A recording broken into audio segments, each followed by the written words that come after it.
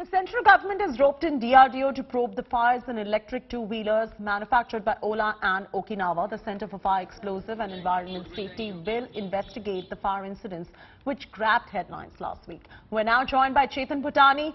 Chetan, the government seems to have taken a serious note of these incidents. What are you learning from your sources at the moment? Well, you know what we have understood from the source, from our central government sources, the fact that in fact days after a serious fire incident was reported from Okinawa scooters and Ola electric scooters, the government has immediately stepped in, and the Ola S1 Pro, which caught fire in Dhanora district in Pune, and of course the Okinawa scooter which caught fire in Vellore in Tamil Nadu, the government has stepped in and has asked the Center for Fire, Explosive and Environment Safety, CFEES, which is an arm of the DRDO, Defense Research and Development Organization, a Ministry of Defense subsidiary, to investigate and initiate and understand and examine the cause of the fire. Well, they have been asked to submit the report as soon as possible, and according to the order directive that has been reviewed by BTTV, the Ministry of Road Transport and Highways has also asked the centre for submitting the reasons and the possible causes, and of course the remedial measures that can be taken to avoid such incidents in the near future. So definitely in times to come we can expect that these cases would be reduced, but yes, the government is clearly walking the tightrope with respect to Ola Electric and the Okinawa scooter fire incident.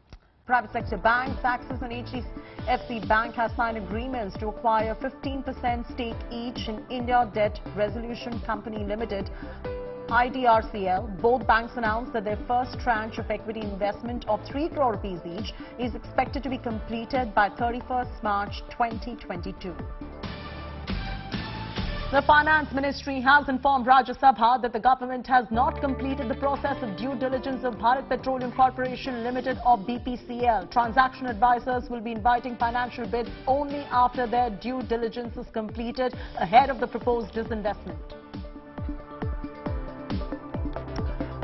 Larsen & Toubro, Smart World in Communication and Vodafone Idea Limited have announced that they will together establish a private LTE enterprise network in India. The companies have partnered to use 5G use cases for public safety.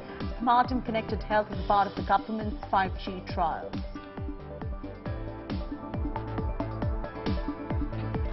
Noida-headquartered B2B EdTech startup Class Plus has raised $70 million in Series D funding round led by Tiger Global and Alpha Wave Global at nearly a $600 million valuation. The fresh funding comes nearly 8 months after Class Plus raised $65 million in June 2021.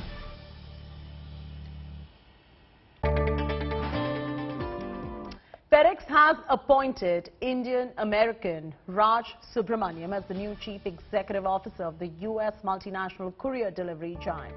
Subramaniam would replace Frederick Smith, who will step down from his position on June 1. Raj Subramaniam will serve as both the CEO and President, and Smith will become the Executive Chairman. Subramaniam joined FedEx in 1991 and was elected to the FedEx Board of Directors in 2020.